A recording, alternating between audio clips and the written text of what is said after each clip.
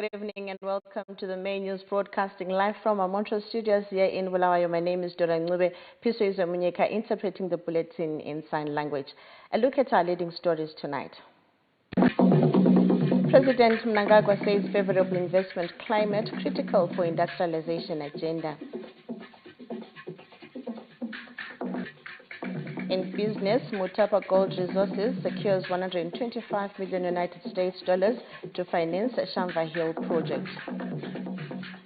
In sport, Cape United's intensity deepens after 1-0 defeat to newcomers FC Hunters.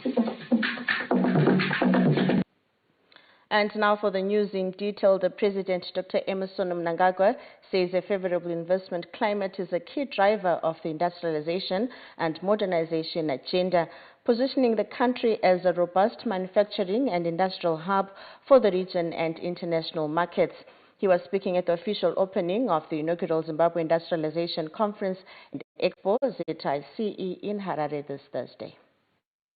The inaugural Zimbabwe Industrialization Conference and Expo attracted government officials, industrialists and industry groups to deliberate on the measures that need to be undertaken to ensure Zimbabwe thrives in terms of industrialization agenda. President Dr. Emmerson Mnangagwa had a closer view of the locally manufactured products that are flooding the local market. His Excellency was also impressed by some of these products which are being manufactured locally and exported for the country to realize increased export receipts. Government has come up with a cocktail of measures to ensure that Zimbabwe becomes an industrial and manufacturing hub for the region, the continent, and the world. We are strengthening industry financing mechanisms, improving the investment climate, and mobilizing domestic as well as international capital to bolster the productive sectors of the economy. Modern and resilient infrastructure, stable energy supply, efficient transport systems, reliable logistics, digital connectivity, and secure water supplies are fundamental prerequisites which must be continually revisited. In doing so, we are able to boost industrial growth, lower production costs towards enhancing competitiveness and facilitating trade. I'm pleased that to date, these aspects are being incrementally addressed with tangible benefits accruing to a favorable regulatory framework as well as the ease and the cost of doing business. The broader objective is to strategically position our country as a high-performing and competitive manufacturing and industrial hub for the region, for the continent, and for international markets. Government has facilitated the setting up of industrial teams as well as innovation hubs within universities, and the President has challenged industrialists to utilize such institutions. Zimbabwean jobs, innovation, overall national prosperity depend on us all. And as an industry, you have a critical role to play. No job is considered inferior. Every aspect of what we do contributes to the global good of the country. The situation highlighted in the State of Industry report that the country is currently importing approximately US $2.5 billion worth of manufactured products which can be produced locally is untenable. My Minister of Industry, zokwadi nyika ine vanhu vakadzidza semwiso vanodiki. Tine innovation hubs nema industrial parks kuma university nema skills akawanda munyika. Totenga zvinhu chero kwese kwete. Izvi mfana Minister Ndlovu sunga dzisimbi. Mari iyoyo ngaishande muno munyika mfana. Tichitenga maproduct agadzirwa muno.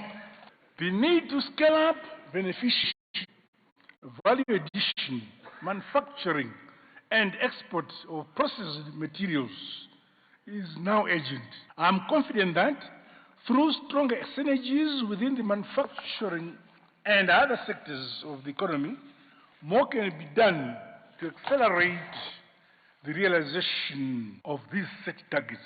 Focus must not only be on import substitution, but also on new economic drivers. Trade in high-value exports, regional integration, and export diversification. We are not an island. Increasing trade within SADC, COMESA, and the African Continental Free Trade Area is an obligation that should be given priority. While local companies have attracted huge investments in new technologies to drive industrialization, government has assured industrial policy consistency will be the order of the day. The shared National Vision 2030, rich natural resources endowments, strategic geographic position, resilient infrastructure give our country a favorable variables.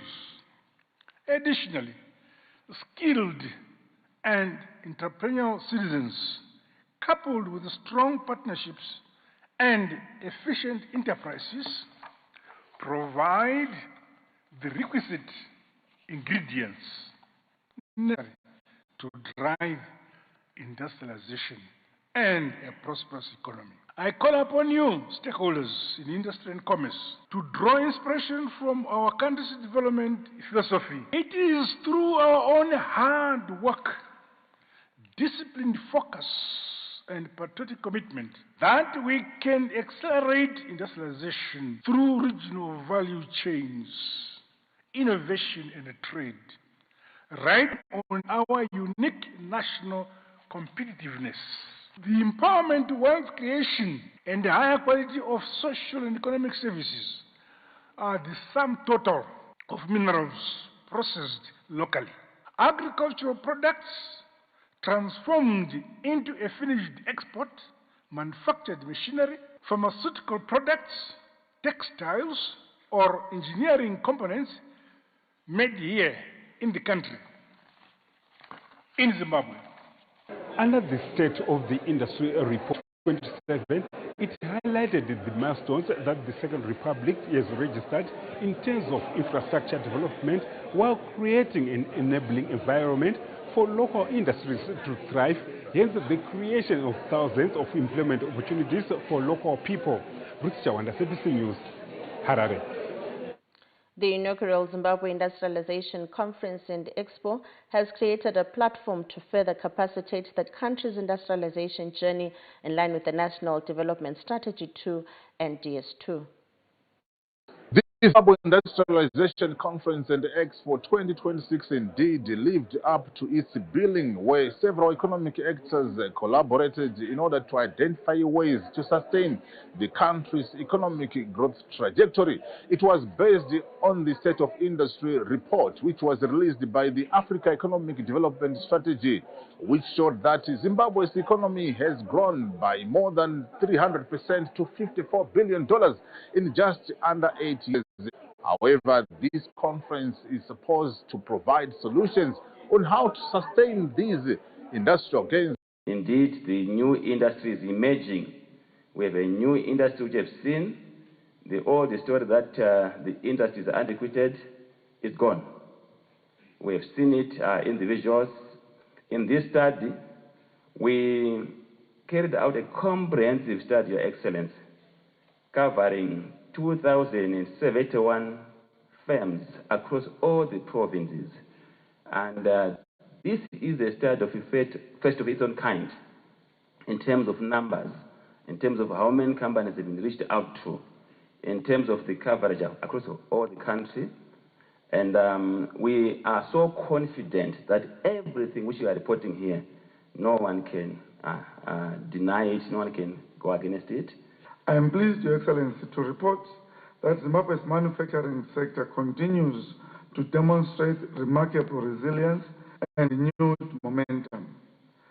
Both the CZI 2025 Manufacturing Sector Survey and the State of Industry and 2027 Prospect Surveys confirm that the industrial recovery witnessed over recent years is being sustained through increased investment and growing business confidence. The conference was attended by more than a dozen cabinet ministers from finance, agriculture, mining, industry, to medium enterprises who highlighted how their different portfolios are set to contribute towards the industrialization of the country's economy towards Vision 2030. Tomorrow we're launching the SME stock market in Bulawayo. So that again is yet another source of finance for the small to medium scale enterprises. So you can see there are so many windows. The last window, I know we're also pressured for time, is just facilities from offshore, which are available through the banking sector. Our banks have done very well in sourcing those, whether it's from the European Investment Bank, from Afreximbank. Government, through my ministry, we banned the export of raw minerals in February this year. The whole essence was to protect what we have and not to export industries to other countries. When we export these raw minerals, we vegetate elsewhere, which means we are creating jobs and we are losing that potential to other countries. Zimbabwe does not aim to become a breadbasket of anyone anymore. Zimbabwe must emerge by 2030 as an agro-industrial hub.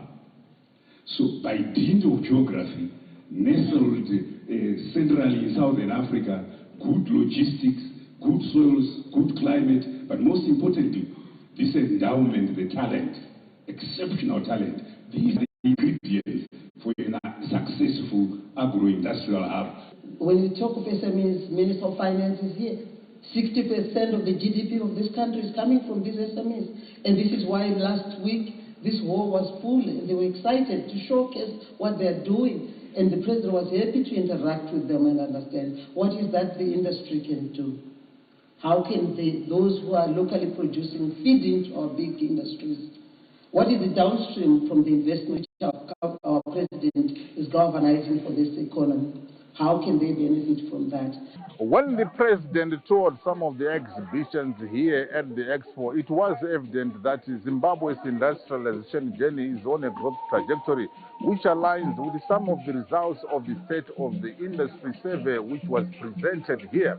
But the evidence-based nature of the Zimbabwe Industrialization Conference at Expo is what will build the momentum to attain an upper middle income economy through ideal policy formulation. ZBC News, Harare.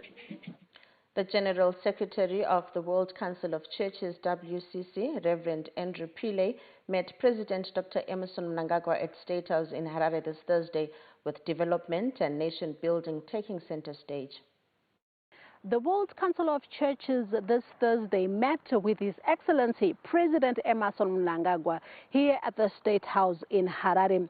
This is an organization whose membership comprised of over 350 church denominations, and these include the Eastern and Oriental Orthodox churches, Anglican, Lutheran, Methodist, the Reformed, and the Baptist borders.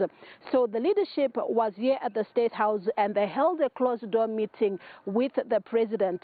We got a briefing from the General Secretary of the World Council of Churches, who is Reverend Jerry Pillay, on the issues that came up for discussion as they met with the president.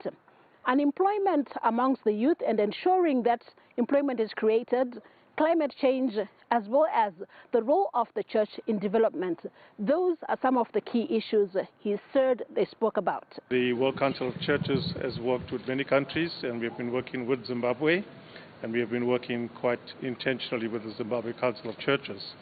And of course, we are quite involved in what happens in Zimbabwe as well. And I have met with the church leaders in Zimbabwe. I have had the opportunity to meet with the president and to share some of the thoughts that are in the minds of the leaders and the people. We have discussed a number of different issues. We've discussed issues that are global in terms of climate change. We've talked about youth and unemployment. The issue of gender justice continues to be topical across the world. Zimbabwe has made major strides to ensure that there is gender justice in the country. Reverend Pillay said they also spoke about this key issue, noting that he was impressed with what he was told. We also talked about issues of gender justice and the impact on women, and government shared with us their work in that area and feel quite comfortable to know that they are doing sufficient work in that area itself. The Constitutional Amendment Act number 3 also came up for discussions as the World Council of Churches met with the President. What was discussed was the role of the church in information dissemination. We've talked about the amendment bill in terms of the Constitution.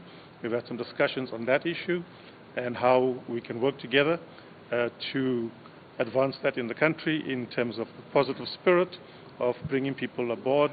Reverend Pillay said they were warmly received by President Mnangagwa, and he also added that they spoke about the issue of returnees and the manner in which Zimbabwe has ensured that they are integrated into society. We also had a discussion on the issue of the returnees.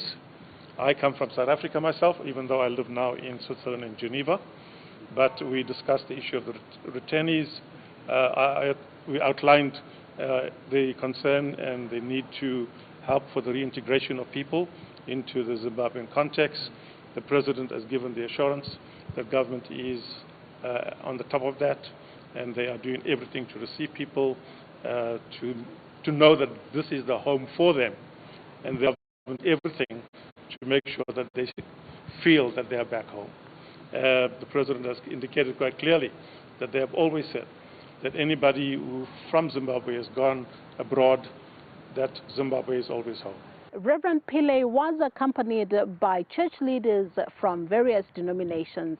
Josephine Mugio, ZBC News, State House, Harare. Government is convinced that preserving Africa's history through African institutions is critical to strengthening the continent's identity, promoting cultural diplomacy and advancing the aspirations of Agenda 2063.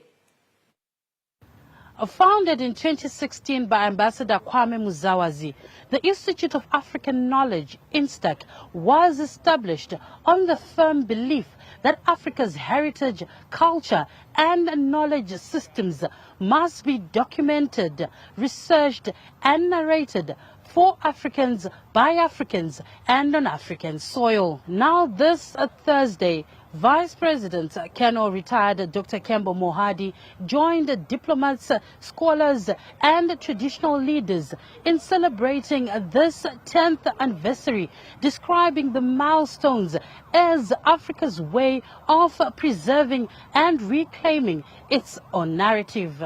The government of Zimbabwe, under the astute leadership of His Excellency the President, Dr. Emmerson Mnangagwa, who is himself one of the heroes of our struggle for independence, regards the advancement of knowledge, culture, and heritage as strategic pillars of national development. The Second Republic Vision 2030 is associated with economic modernization and industrial transformation. Such development must be underpinned by a citizenry that understands who they are, where they have come from, and where they are going. INSTAC emerged at a time when renewed emphasis on African knowledge systems have just begun.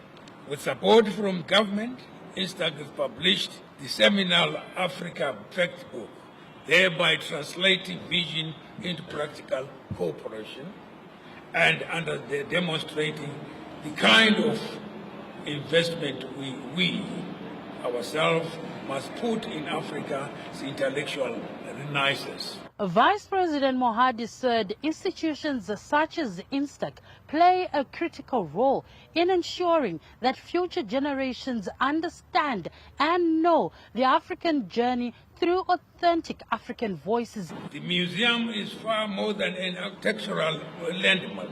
It is a repository of Africa's collective memory, which will preserve the history of liberation movements from across our continent and ensure that future generations understand the sacrifices that secured the freedoms we enjoy today.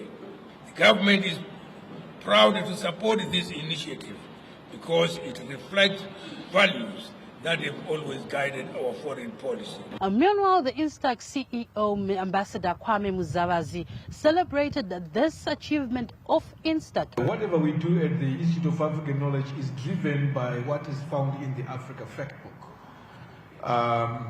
The Africa Fact Book was conceived to be the Bible of what we do. And we went through many consultative processes. We want to pay special tribute to Honorable Vice President. Number one, to His Excellency the President, Comrade Dr. Emmerson Mnangagwa, for championing the Liberation City, the Museum of African Liberation, in what we want to do.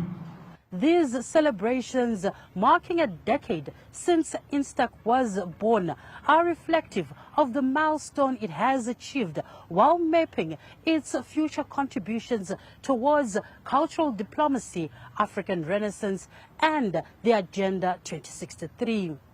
Olina Ndori, ZBC News, Harare.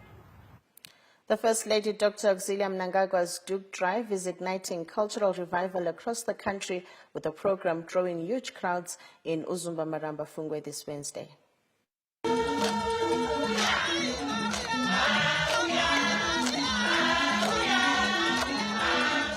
The chorus of voices commending the Duke Drive initiative echoed far beyond the gathering, reflecting growing interest in efforts aimed at preserving Zimbabwe's cultural heritage while bringing communities together in celebration of cultural pride.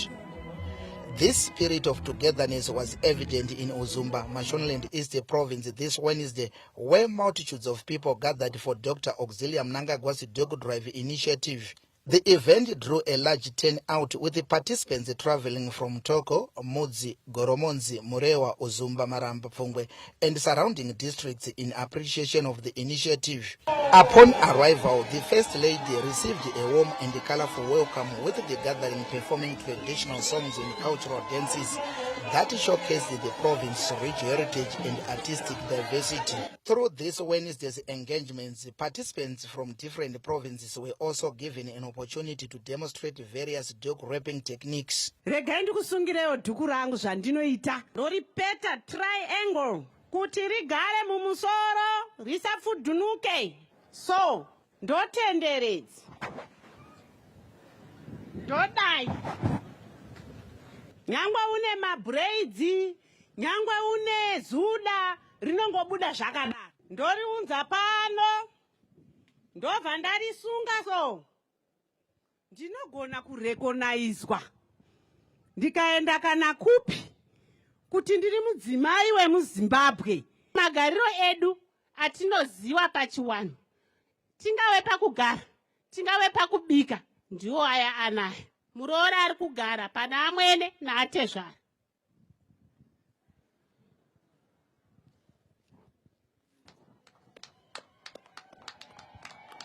Ndagara chinonzi chisero. Tinotobika sadza wakadai zvandakaita izvozvi. Rinomoneka here sadza mai? Rinomoneka zvakaisvonaka. Ndopedza ndoombera, ndobura poto yangu pamberi paamwene, ndoisa ndogadza. Ndapedza ndabura ndiri muroora, ndinoti amai ndapedza kubika. Amai vochiona poto yawo ndio wanopakura. Angave murume wako kumba ukabika sadza reside plate nesadza rembeseni wokwidibira, rinonge rine utano nderipiko?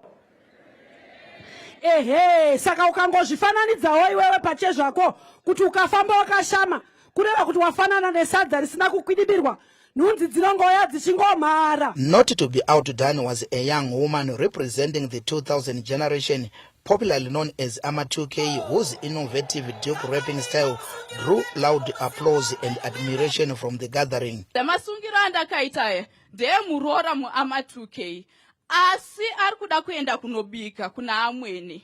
Anditi ndiri kuenda kunobika, isusu hatiri kuzvinhu zvipfupika zviya zvakareba kudai chiona asunga dhuku paya ningangoti mapoto woti kuona mapindwa neiko ndoti saladzi chacho here. Saka ndaakusunga dhuku semuroora. Dhuku rangu iri zvinogona kutadza kubuda kana wakagerwa zuda, anditika. So inini ndoda kukuudzai imwe strategy yaunogona kushandisa kuti dhuku rako ribude. Wakagerwa zuda uda kuonekerawo pauroora. Muri kuona dhuku rangu iri? Izvezvi ndauya ndine 1. Asi kana ndine maviri ndakagerwa zuda handisi ingava chii unochipeta seizvi zvamunoita muchichera mvura zviye ndinobva ndagadzika apa ndafanana nemunhu akarukwa musoro but chandiri kuda kuita kuti musoro wangu uonekera handiti so inini ndakarukwa musoro zvinhu zvakareba muroora kauyu naevedway auya kumusha hamuoni vhudzi mundiro dhuku rangu iri rakareba ndimukuriona so ndakupeta dhuku rangu seizvizvi ndapeta dhuku rangu seizvizvi ndobva ndadai so ende zvandaita izvizvi zvinoita kuti uvhare nzeve dzako ende dhuku rako rinogara even ukabatwa zvakaita sei dhuku rako rakatotsindidzika rakatogara mumusoro handisika. The elderly said they are grateful to the First Lady for the initiative. Zvakanakira kuchengeta hunhu hwako pamusha musao wasvika nokusunga Zambia nokusunga dhuku zvakanaka nokupfeka hembe yakareba haikoni kuoneka miri wako pachena. Wanouya waroora wasingasuke madhuku kachero asina kuita dhiredzi anenge musoro uri pachena obva watoona kuti murooro wanga ano musoro murefu ano musoro wakaita sakanyangara pamusana wokusaya kusunga madhuku. Nhasi uno kugara kwatakuita muroora washoma wari kuverenga kuti tezara chii zvandobatirawo futi kana kuwakuwasha havachanyanya kuverenga kuti tezara chii kana ambuya nepamusana peturo kweutu maminisketaya. In an interactive address, Dr. Mnangagwa outlined the vision behind the initiative, urging women to be positive role models in their families. Ndinonzwa ndichitambura zvikuru kana ndichiona munhukadzi akashama. Munhukadzi haubvumidzwe kushama. Unoshama uri mubedroom mako chete. Uchingobuda kumwe kwese wakutovhara. Munhukadzi chinosara chiso chako ichi. Kubva apa zvichidzika munhukadzi vhara. Mukatarisa hondo nhasi dziriko mudzimba muwanano. Zvezvimwe zvinobvira pakupfeka ipapa. Zvaunomuka wakapfeka zvinokutuma kuzopinda panzvimbo isiriyo nokuti watumwa nezvawakapfeka. Wanano dzaparara dzakawanda. Zvinhu zvakanga zvisingaitike kare ikoko. Vana mbuya vedu nana mai vedu isu. Iko zvino michato yacho iyi hakuna imba inovakwa. Vanhu vasangana pamagrosa, vasangana muroad. 2 weeks vasangana, 3rd week vatoroorana. Dr. Mnangagwa also called for a unit of purpose in the fight against drug and substance abuse. Tine nyaya dzemadrugs kane kudhakwa uku. Zvakwauya kuchidhaka vese, mhuri yese yodhakwa. Pachagarika sei pamusha, achatsura mwendianiko. Ngatirwisei denda ratopinda iri. Uye tinaro kwenguva yakareba. Nokuti kuri kuuya zvinyowani nezvinyowani pazuva rega rega. Kana muchifunga kuti mutoriro chichi ndozvamaziva izvozvo, but kune zvimwe zvapinda. Kudhakwa kwamo nana mai. Nezvose zvinodhaka amai, zvese nemadrugs ana mai vamo. Asika musha ndimi amai. Kana wadhakwa chichinoitika yese nai. Yese ka. Ndio inenge yakutambika. Amai hauna kumbonzi unodaro iwe. Chimiro cha amai 1 kumudzimai wese ndo chimiro chepasi rose. Unenge wanyadzisa ndizvo. Ngatichionai kuti isusu tamira tirwise hondo iyi. Tinosara pasina kana mwana nokukura kwataita uko. She then held an interactive discussion with the elderly, focusing on their relationships with their in-laws and encouraging the sharing of experiences on promoting harmony, mutual respect and peaceful coexistence within families. Vanambuya, muri chiri kurayira vazukuru here mumasikana. Hanzi ana mai vacho muri kutituka. Muri kunzwa complaint iri kubva kuna nambuya. Ava vari apa vanenge ndo varoora vacho ava. Uku handiti? Ko muri kutukire kuwana mbuya? Vanoroya? vanoroya vana mbuyava batikanai varoora apa ndo pane ruzivo rwese chero kana newe unotodzidza apa handizvo here asikana ndauya nezvishomana zvandai ndakabatisa vana mbuya kuti vana mbuya ava tivaratidze kuti vana mbuya tinokudai isu vana venyu tinokudai tinokurangarirai mhuri yenyu yese iri pano iyi inokudai vana mbuya nanasekuru imimiwo chionaiwo kuti mune zvamaitawo pavazukuru muchidzidzisa torai vazukuru muchigara navo garapo tora ndiro idzo usuke muchiona kuti dziri kusukwa sei. With the Zimbabwe gold currency continuing to gain traction, Dr. Mnangagwa implored the gathering to continue supporting the local currency by embracing its use. Zigi ndoya mari yeZimbabwe handiti tiri kumhanyira mari dzevamwe asi vakadzikudza kavaridzo vadzo vekudzinyika idzodzo handi ndizvo isu ndo yatakumhanyira tinoda iyo yakashandwa kana navamwe nokuida munyika mavo nekuikudziridza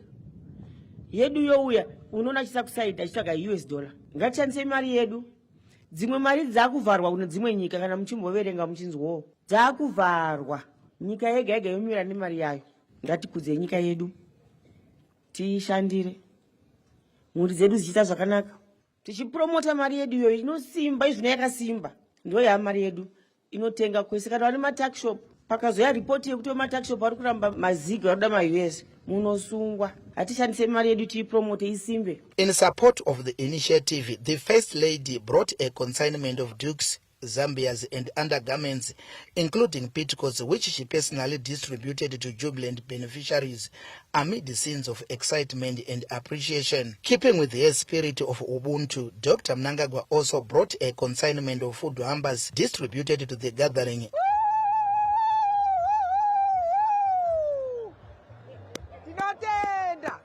Zvataitirwa namai tinozvikudza nhasi ndanzwa kufadaya chaizvo ndafadaya nezvataitirwa namai. It's first time kuti tizviitirwe zvakadai tafarisisa zvakanyanya tiri kufara tinovatenda zvakanyanya nekuuya kwavaita. Government officials and provincial leadership were in attendance with the Mashonaland East Minister of State for Provincial Affairs and Devolution Advocate Itai Ndudzo, together with the local chief Nyajina, applauded Dr. Mnangagwa for a transformative initiative in the province. Munofamba mumazwe mutungamiri wenyika yedu Dr. Emmerson Dambudzo Mnangagwa vanoti muzvirongwa zvedu zvatinobata sevatungamiriri sehurumende hakuna nzvimbo, hakuna dunhu, hakuna munhu anofanira kusara.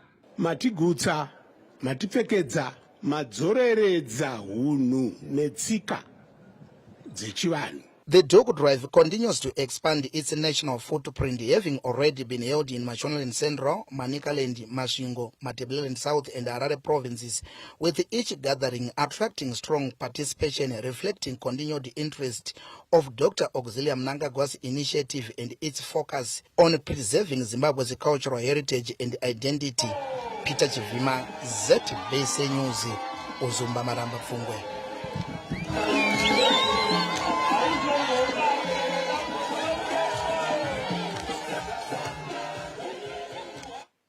Air Zimbabwe's Airbus A330-300 touched down at Gatwick Airport in London this Thursday, successfully completing its inaugural direct flight to the United Kingdom from Robert Gabriel Mugabe International Airport.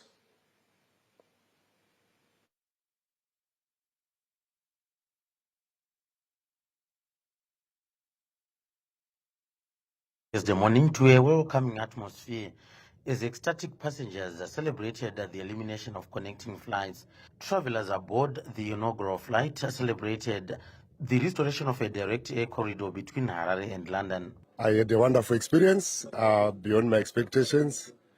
Actually, I've been missing this direct flight, so it was quite an overwhelming experience for me to actually find today, I'm just here in London without connecting. There's a time whereby you feel you are now growing tired because of these connections and layover times. So coming in off Air Zimbabwe, it's quite a relief. I'm fully confident that they are getting back on track. If everyone supports as Zimbabwe, will be back on track as soon as possible. I'm based in the diaspora, but I'm back home and I'm trying to support our local aviation as well, our local businesses. Government has emphasized that the strategic and social impact of the route for the nation. This is a milestone for us. Zimbabwe, uchiona taiva taiperekedza ndege zviona zvachinji hombe, especially kutourism.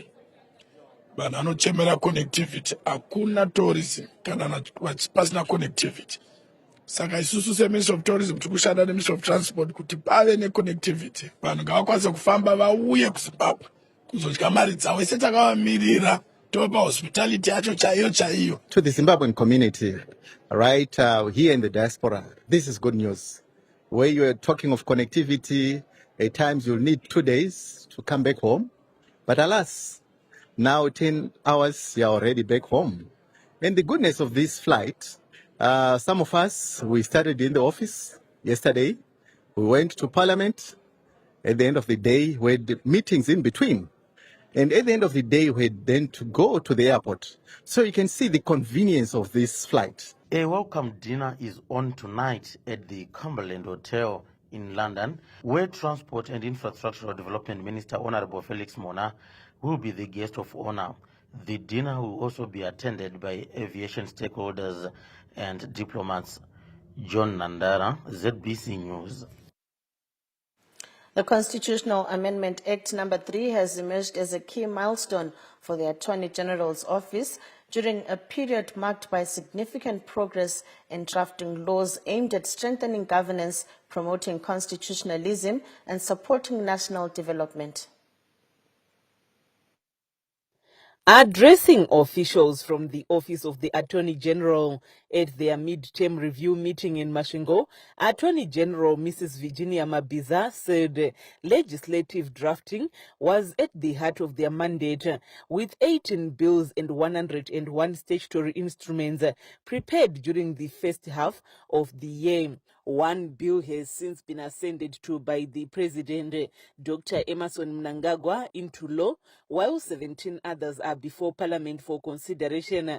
The Attorney General said among the most notable achievements was the drafting of the Constitutional Amendment Act No. 3, which she said modernizes the country's constitutional architecture while preserving the values of the 2013 Constitution. We have drafted so many bills for this period under review.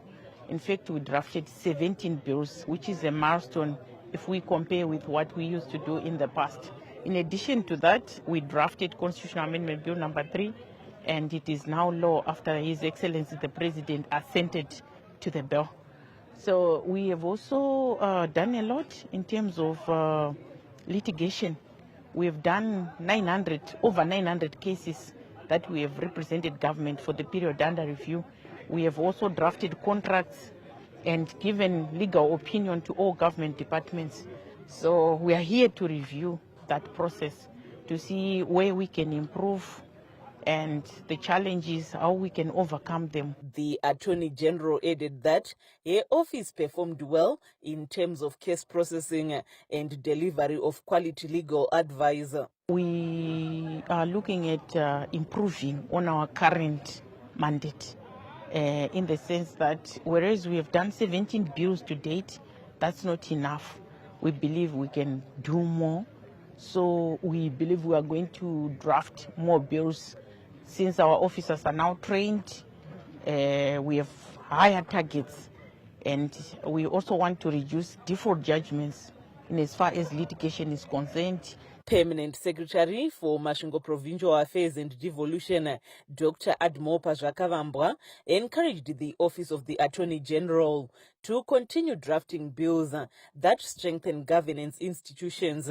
Through the provision of legal advice and representation to government institutions, legislative drafting and review, as well as civil litigation services, the office continues to play a critical role in upholding the rule of law, strengthening governance systems, and supporting efficient public administration. Apart from drafting bills, during the period under review, the Office of the Attorney General also attended to 918 cases spanning from labour, civil and constitutional matters. Several rulings were also secured in the office's favour, including one on the constitutional amendment. 250 matters were attended to across government, and 147 memoranda of agreements were reviewed and approved. Ms. Martina, ZBC News, Masvingo.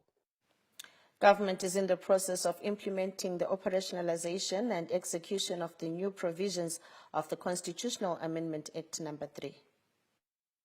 Responding to questions during this Thursday Senate sitting, Leader of Government Business, Honorable Ziyambi Ziyambi, who is also the Minister of Justice, Legal and Parliamentary Affairs, said focus is now on transferring the role of registering voters, compiling and ensuring proper custody and maintenance of the voters' roll and registers from the Zimbabwe Electoral Commission to the Registrar General's office. What we are doing is we are working on the modalities to see which laws do we need to deal with.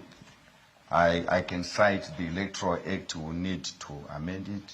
We will need also to come up with legislation to give effect to the delimitation commission. So all this is now work in progress. And you recall, Mr. President, the act was only assented to by His Excellency barely 2 weeks or so ago. So that work has started. The Leader of Government Business also gave an update on the repatriation process for Zimbabwean nationals from South Africa. Whatever assistance you get from then on will be exactly the same like anyone else in the village. We deliberately decided not to create special conditions for everyone, for those that are returning, save that we make sure that you are transported, you are well looked after. If you had medicines that you were taking, the Ministry of Health will ensure that they provide that until you are integrated at the local clinic that will now register you and provide you with medication, be it for hypertension, ARVs, going forward. If you have children, when you get to your local community, you are reintegrated. The children are automatically taken by the local schools and they attend school, just like everyone else. Government has since adopted a three-pronged reintegration approach, prioritizing social, economic and cultural reintegration, which is meant to support the sustainable reintegration of returnees into their communities. Memory Chamisa, ZBC News, Harare. Harare residents can expect more water supplies as the rehabilitation of Morton Jeffrey water treatment works intensifies, with daily water production rising by an additional 70 megalitres. The rehabilitation of the Morton Jeffrey water treatment works forms the core of the tripartite agreement with the Helcro Water and government to replace aging infrastructure and increase production capacity from the current average of 350 megalitres to 420 megalitres, an increase of 70 megalitres. Works already completed include the plugging of leaks at the plant, revamping of the filter beds, and the installation of a new compressor. To handle additional production capacity, the city of Harare and Helcro Water have acquired 4 pumps from China, in a development that will bring an end to water challenges which stretch to over 2 decades. There was serious water loss at Morton Jeffrey, which was resulting in loss of about 5 megalitres of treated water. So we managed to contain that, and that water is now coming to the residents. Then number 2, we purchased a new compressor, which has since been installed, and we have also purchased 4 major pumps that were manufactured. Last week we went with the City of Harare team to China for factory acceptance test, and those pumps were tested and are now in the process of being shipped to Zimbabwe. Harare City Council Acting Town Clerk Advocate Warren Chwawa says the partnership will bring an end to Harare's water woes after years of failed attempts to rehabilitate Morton Jeffrey waterworks. Government facilitated the regulatory aspect of this deal, and Helcro is coming in with actual works, and the city of Harare is also assisting Helcro. The reality of seeing water coming out from the taps after over 2 decades has come as a surprise to many Harare residents who are now enjoying uninterrupted water supply.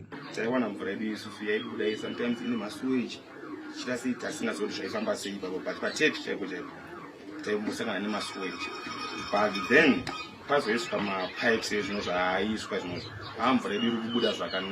ndakaerekana ndaita chishamiso panopamba kudai so washeni kuwacha kudai so ndakafara kuona mvura ichierera. Mvura yacho yanga iri shoma, taingokumbira mumigodi, but now zvaanani nemameters nemvura yakubuda matepi. Takunzwa kufara ichita almost ane 1 week nemadays taane mvura.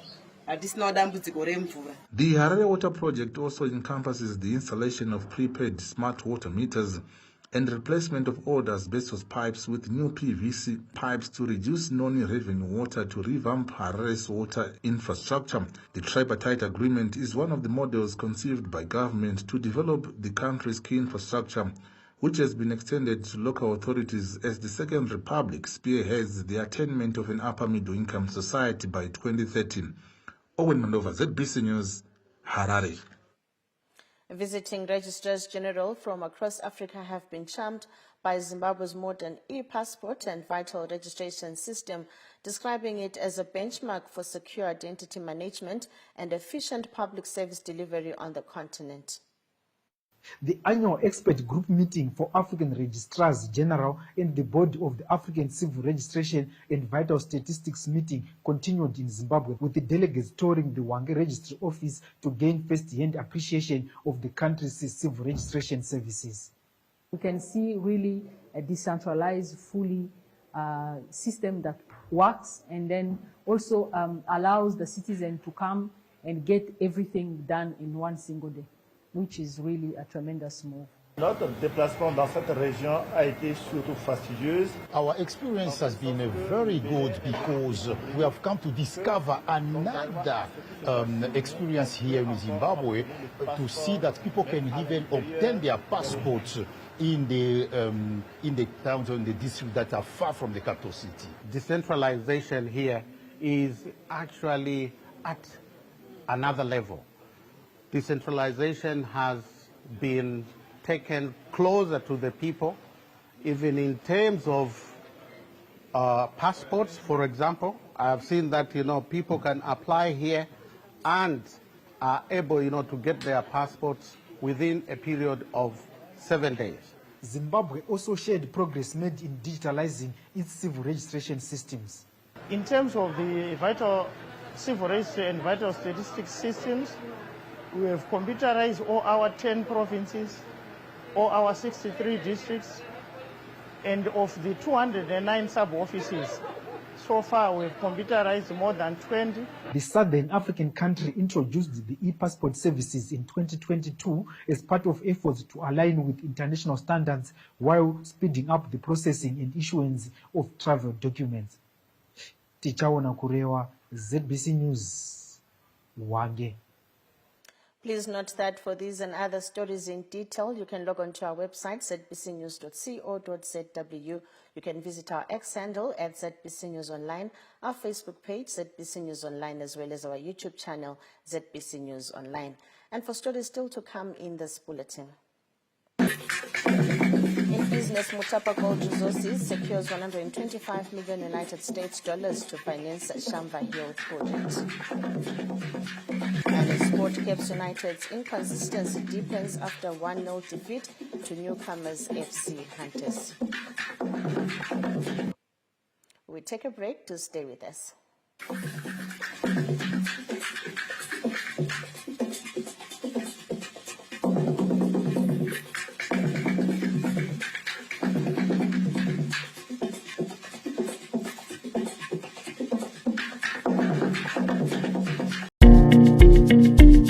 Elevate by EcoBank is designed for women at the forefront of growth, where women hold 50% or more ownership, because ownership is power. For companies where women lead with confidence, with 20% or more representation in management and on boards, shaping strategy, guiding decisions, and driving progress, and for businesses that create real opportunities for women with 30% or more female employment. These are the women. These are the businesses. This is the future Elevate is built for. Through Elevate by EcoBank, you unlock access to African markets through My Trade Hub.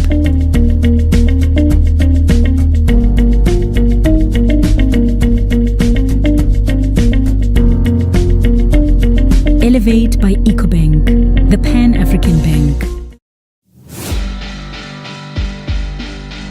Beneath our soil lies more than mineral wealth. It is opportunity, innovation, and the foundation of Zimbabwe's industrial future. From resource extraction to value addition, manufacturing, transport, and energy, Zimbabwe is driving growth through mining value chains. And every year, the leaders shaping this future gather under one roof. Welcome to MineEntra 2026. The premier platform where mining companies, suppliers, investors, innovators, and policymakers connect, collaborate, and unlock new opportunities. Join us from the 29th to the 31st of July 2026 at the Zimbabwe International Conference and Exhibition Smart City in Bulawayo. Exhibit at MineEntra 2026 to expand your network and grow your business. Register your attendance today. MineEntra 2026. Unearth, transform, prosper. Anchoring economic transformation through mining value chain. For 22 years, the old Arsenal artillery has lain silent and dormant. But the fuse is about to go boom!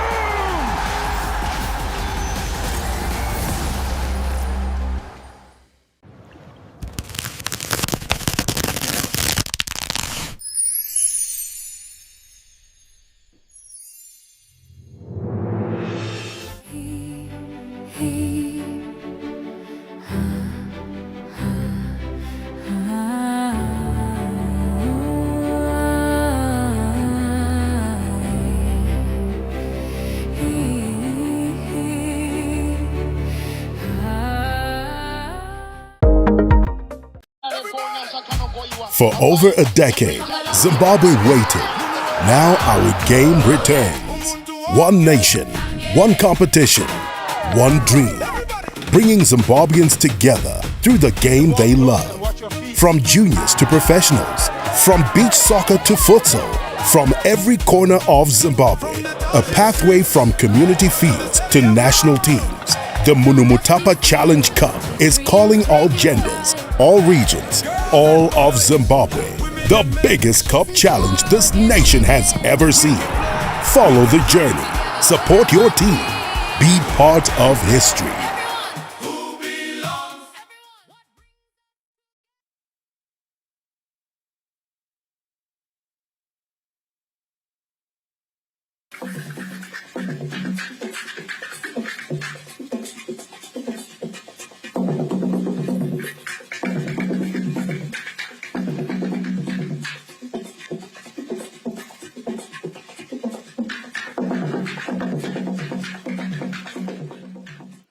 Welcome back, and thank you for staying with us. The ruling ZANU-PF party has reiterated that education remains pivotal in supporting the country's long-term strategy to inclusivity and advancement. No nation can truly aspire to sustainable prosperity, enduring peace, and genuine self-determination without deliberately and profoundly investing in an education system. A statement grounded in the national vision and aspirations, ZANU-PF Secretary General Advocate Jacob Mudenda reinforced the ruling party's firm position to anchor national development with innovation and academic excellence. At the ZANU-PF Secretary's capacity building workshop convened in Harare this Thursday, Advocate Mudenda underlined key outcomes that can be accrued from a knowledge-based economy. We deliberate on one of the most strategic and indispensable pillars of our nation's transformation, which is education. The theme of your capacity building workshop, and I quote, strengthening ideological clarity, and mobilizing capacity of party secretaries for education, ideology, and research, unquote, resonates deeply within the heart of our collective aspirations, whose crucible is the dynamics of education. The capacity building workshop takes cognizance of the drive by government which underpins innovation and education as key ingredients for sustainable national development. Together, let us remain united, disciplined, and committed to excellence as we continue building our revolutionary party that is intellectually strong, ideologically grounded, and fully prepared to meet the challenges of today and tomorrow. Outcomes from this workshop are expected to provide compass for the secretaries to ensure this theoretical understanding is translated into practical economic development that drives empowerment through job creation. Financial institutions are supporting the health sector, with Mater Dei Hospital in Bulawayo taking delivery of critical antenatal care equipment courtesy of Stanbic Bank. The fight against neonatal mortalities has been a joint effort between the public and private sectors. Mater Dei Hospital in Bulawayo is the latest to benefit after 8 neonatal incubators and 4 infant monitors were unveiled by Stanbic Bank. This is a momentous occasion for us, where we are meeting our benefactors, which is Stanbic Zimbabwe, who have, through their gracious means, afforded Mater Dei Hospital with a very critical neonatal care equipment. Mater Dei Hospital is in receipt of 4 multi-parameter neonatal monitors, which are very essential for the little ones during their early struggles, and 8 incubators. The benefactor believes business can thrive much better through direct investment in the health sector. We now understand the context of, the meaning of our investment. Sometimes you think you've spent so much dollars, it's a lot of money, or something like that. But actually, the value can be immeasurable when you compare to the value of a human life. We are very, I should say, proud to be associated with Mater Dei in such a manner. Ever since establishment, you guys have stood the test of time. You have stood generations, more than 7 decades of excellent service to the communities and members of the public. Stanbic Bank, we say our purpose is Zimbabwe is our home. We drive a growth. But without healthy institutions, without the need for health care, that purpose, that vision is just words in the air. Because for you to be able to meaningfully contribute to any society, to any economy, you need healthy people. The partnership with the Stanbic Bank dovetails with government's vision and commitment to achieving universal health coverage. The Public Service Commission, PSC, has intensified its drive to overall government administrative frameworks, placing digital transformation and systems modernization at the center of its strategic agenda. The Public Service Commission held its mid-year performance review workshop in Harare this Thursday, with some of the key takeaways being the push towards digital transformation, a move designed to eliminate bureaucratic bottlenecks, improve efficiency, and optimize service delivery. The meeting also came up with practical recommendations aimed at strengthening the country's socio-economic transformation agenda. Within the NDS2, MDAs are required to develop strategic plans, 5-year strategic plans, which are then operationalized by annual operational plans. So the annual operational plans that are put in place, they have to be monitored. So we have our annual operational plan for the Public Service Commission, which we then monitor the performance on the outputs. Are we performing as we have planned? There were also calls to champion professionalism, integrity, competence, fairness, and meritocracy in every aspect of public administration. John Nandara, ZBC News, Harare. We take a short break. Once again, we will be bringing you more news. For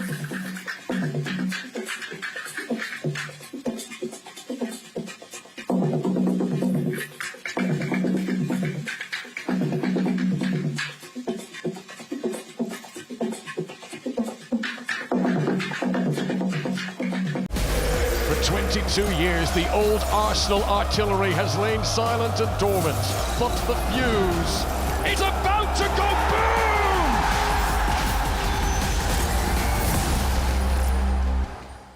You don't always see growth. Sometimes it feels far away, but then you notice it.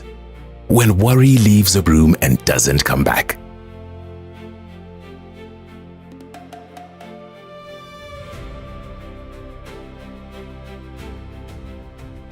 You notice it.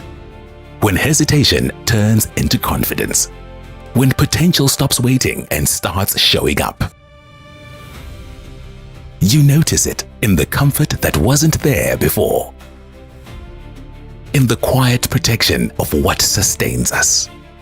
You notice it when tomorrow begins without fear, when life continues as it should. Because real growth is not only measured in balance sheets, but in lives improved, communities strengthened, and futures secured. And when it's real, you don't just notice it, you feel it. Zimbabwe is our home. We drive her growth.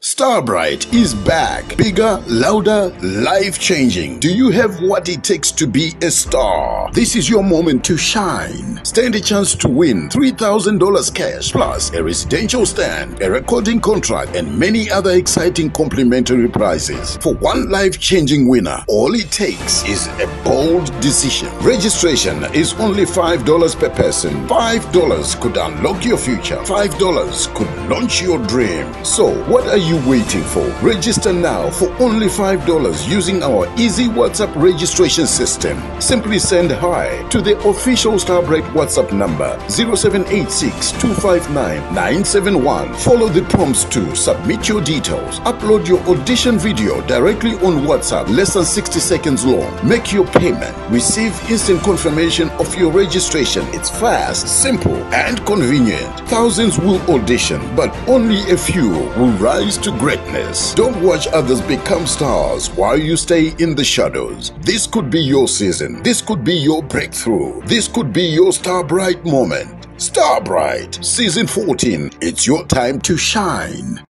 For 22 years, the old Arsenal artillery has lain silent and dormant, but the fuse is about to go boom!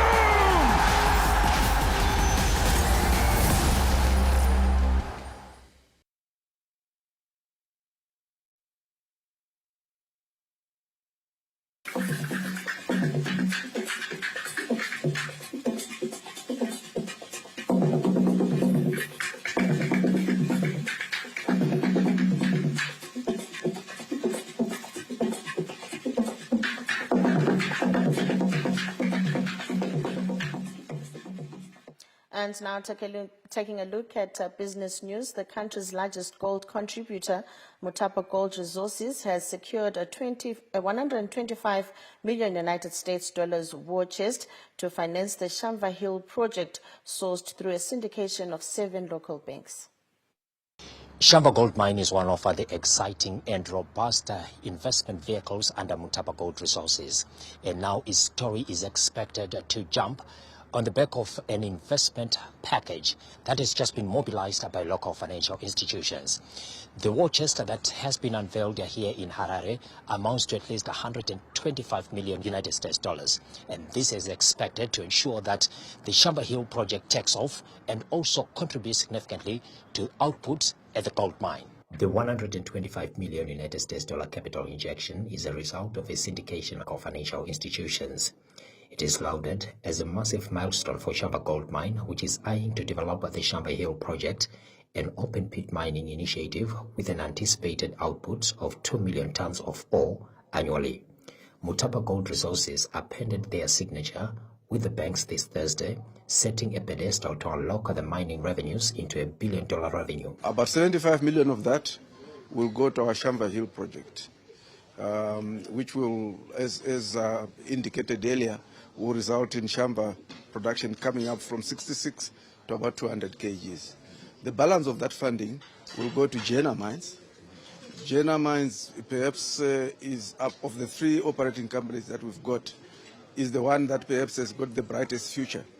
But we just haven't done, until now, we haven't done enough by way of exploration and resource definition. It is a huge endorsement on the projected outlook and operations under Mutapa Gold Resources, according to the financial institutions. I think the process was quite fairly straightforward.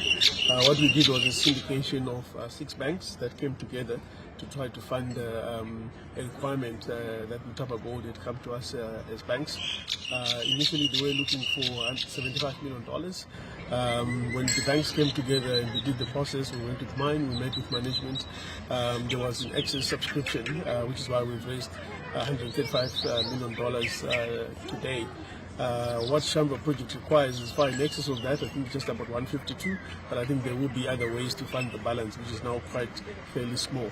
Now that the funding has been secured, Shamba Gold Mine says planned projects to commence open pit mining and the establishment of a processing plant will be completed within the next 18 to 24 months. We are actually conducting or concluding a process that we call front-end engineering design. It's part of the project development process, taking on from your definitive feasibility study phases. So the front-end engineering design would lead us into the detailed engineering design, at which point we'll have what we call issued for construction ready layouts and plans to start the construction work and implementation of the project. Mutapa Gold Resources has outlined a roadmap to increase its gold output from 300 kilograms to 570 kilograms. And with this kind of investment, that projected output can be completed. Theophilus Chuma, ZBC News, Harare. The 116th edition of the Zimbabwe Agricultural Show, ZAS, will be held from the 24th to the 29th of August under the theme Empowering Growth, where agriculture, technology and commerce converge. In a media briefing in Harare this Thursday, ZAS Chief Executive Officer Mr. Rufaro Alfred Gunundu revealed the show is expected to bring together farmers, agribusinesses, researchers, technology providers and policymakers to promote sustainable production, strengthen value chains and drive national economic development. This year's show will run from Monday, 24th August to Saturday, 29th August 2026. Our target is 630 exhibitors across 89,000 square meters of exhibition space. To date, we've confirmed 350 exhibitors comprising both local and international companies. We have booked 66,000 square meters of space.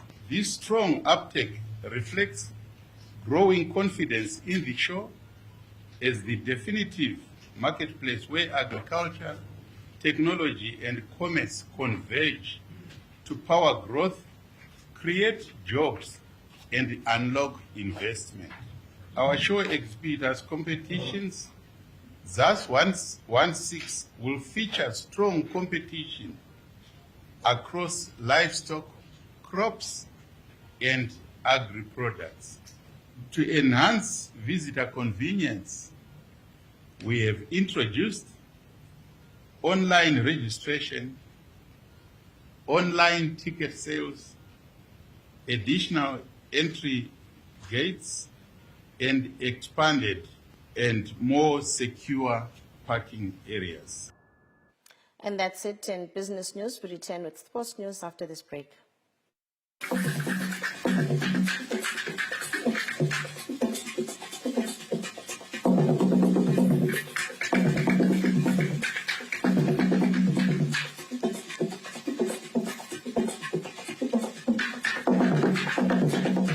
Across Zimbabwe, agriculture continues to be part of the economic expansion, driving industrial output, strengthening exports, and delivering measurable year-on-year value chain growth.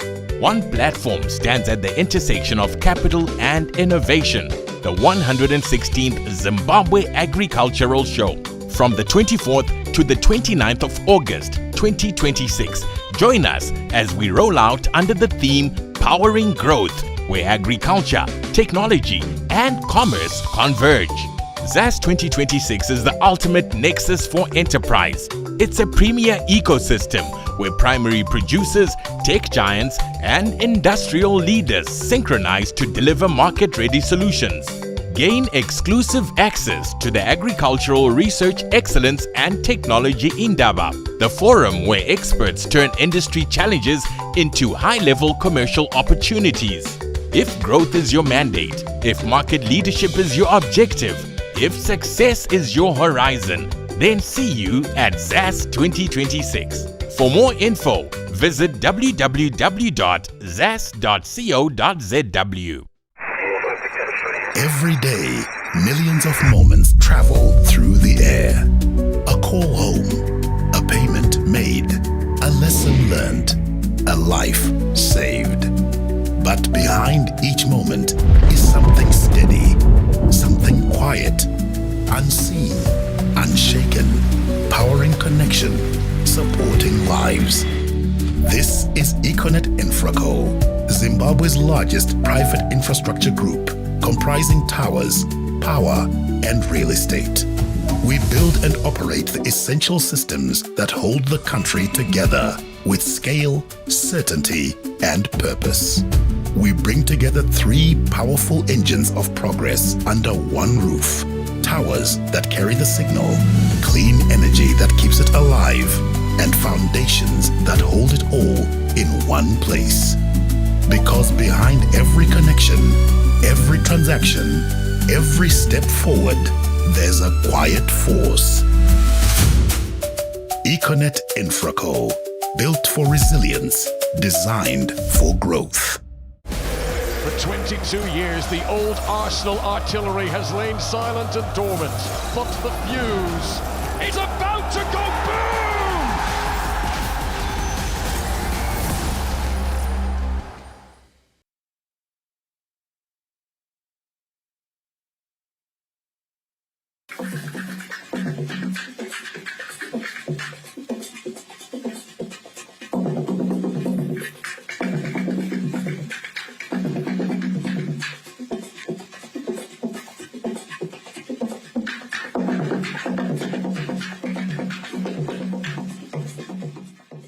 Welcome back, and now in sports news, Harare Giants Capes United are slowly becoming the most inconsistent team in the Kasalaga Premier Soccer League after slumping to a 1-0 defeat at the hands of newcomers FC Hunters at Rufaro Stadium this Thursday.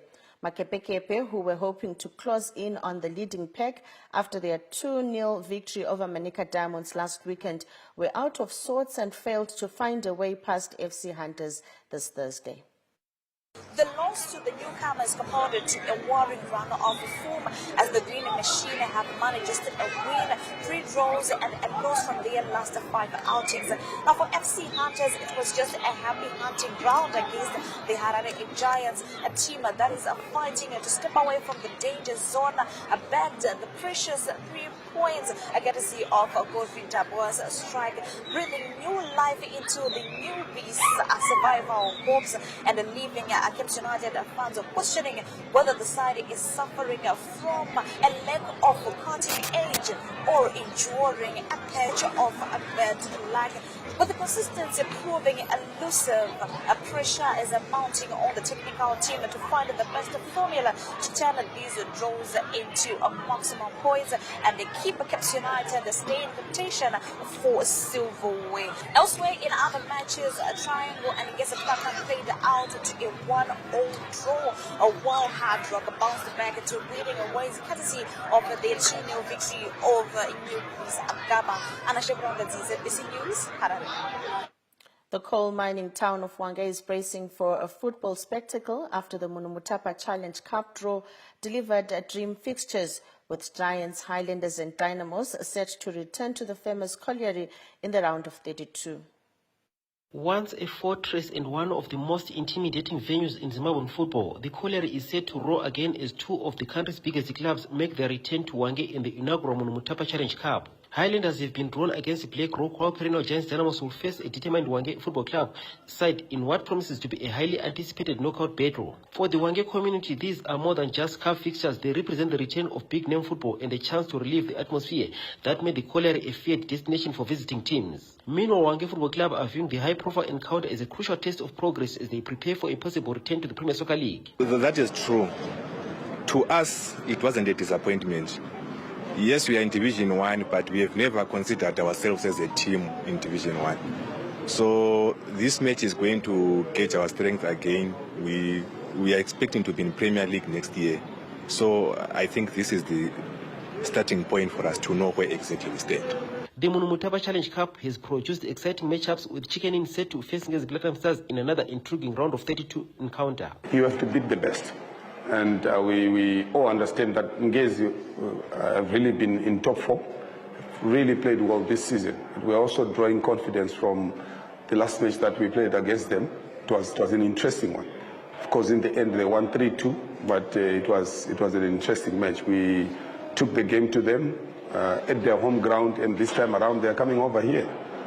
So we believe that in our fortress, we will push to the end and make sure that we qualify to the next round of that tournament.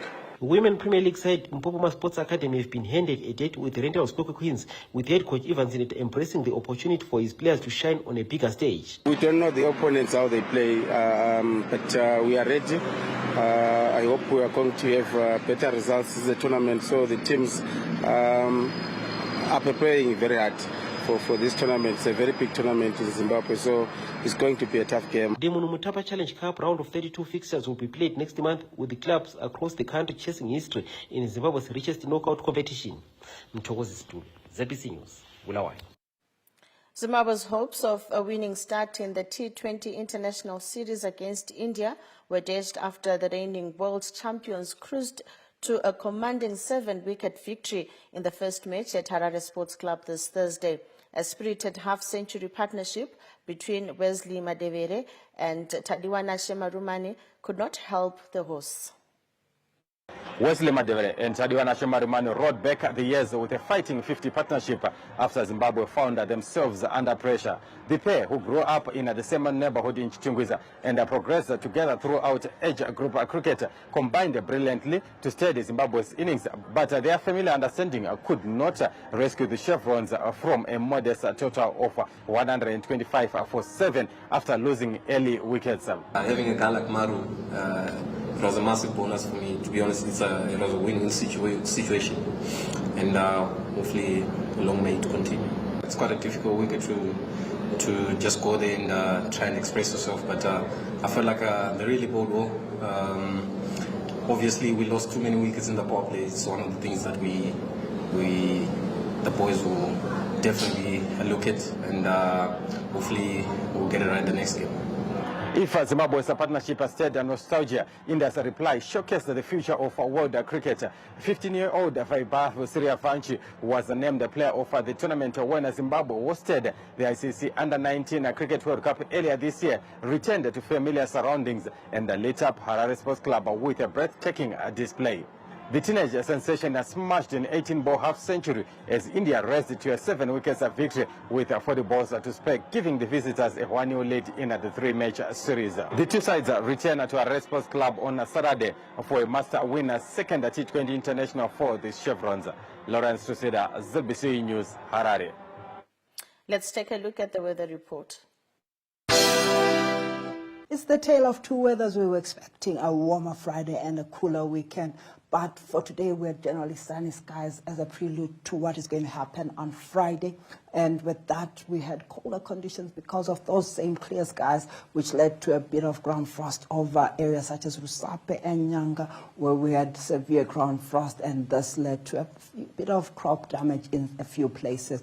However, we're expecting them to warm up because of the sunny skies that we had today. We were expecting most of our minimums to be in the double digits, with even areas such as Kariba reaching about 15 degrees, which is in the mild category. The rest of the atmosphere, rather in the cool category for the bulk of the morning. By afternoon, we're expecting still the Zambezi Valley to reach about 30 degrees, with the interior of the country in the upper 20s, with some areas reaching about 28, similar for that of Bulawayo. But into the weekend, we're expecting them to drop to about 21 degrees by Sunday because of those cooling southeasterlies. Same for Matopo, we're expecting it to drop also to about 21 degrees by Sunday. But for Friday, we're expecting it to be warm to about 28 degrees Celsius. And for Gwanda, we're expecting a bit of cloud into the weekend, where we're expecting those southeasterlies to bring in a bit of moisture, with about 21 degrees Celsius by Sunday as well. And for Masvingo, we're still expecting those touches of cloud, especially on Saturday, with a maximum of 20 projected there. For Friday, we're expecting about 28 degrees Celsius. For Gweru, we're expecting 21 and 19 into the weekend. But for Friday, it's 26, which is still in the warm category. For Mtaro, we're expecting it to be warm on Friday. Then it cools down again into the weekend with those cloudy conditions projected there. For Nyanga, we're expecting 19s up to Monday.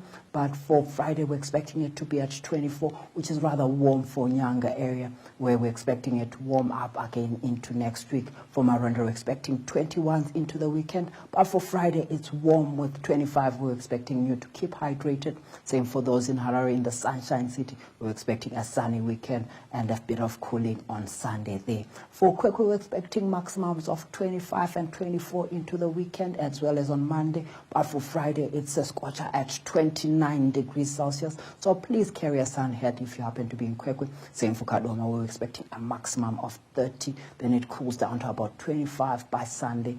And for Chinoi, we're expecting it to only cool down to about 26, which is still in the warm category. But for Friday, a scorcher at 30, 31 into Lupane, and 28 into the weekend. Still very warm over Lupane area. Bindura slightly cooling to about 23 degrees Celsius on Sunday, but for Friday still in the upper 20s. For Victoria Falls, it's 31 and then dropping slightly to 29, then slightly lower at 26 by the weekend, whilst the Kariba maintains 27 for Sunday and Monday. With that, we wish you a pleasant weekend. It's back to the news. And from the weather desk, that's all we had for you for tonight on this main news bulletin. From Dora Ngube, Piso Izomunyeka, and the rest of the crew behind the scenes, good evening.